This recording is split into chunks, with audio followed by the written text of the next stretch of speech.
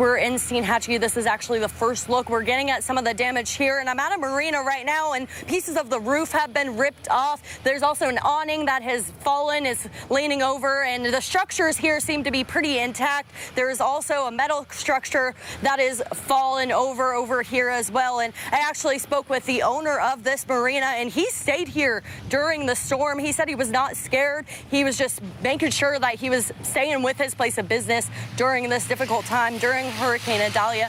And people are making their way back to Steinhatchee. People are finally able to get into this area.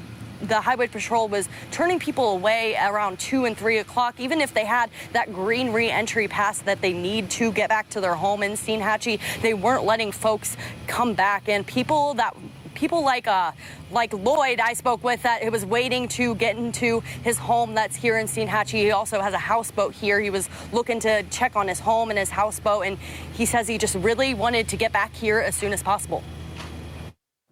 Kind of aggravated. But they said they're going to let us in time, so yeah. I've got a houseboat sitting in the river, trying to get to it to anchor it and make sure it's secured. That's all we can do.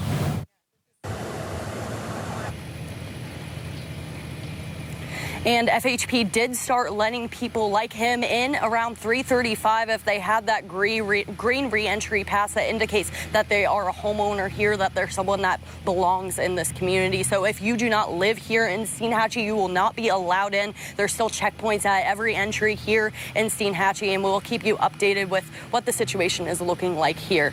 Live in Steinhatchee, Kendall Brandt, ABC 27.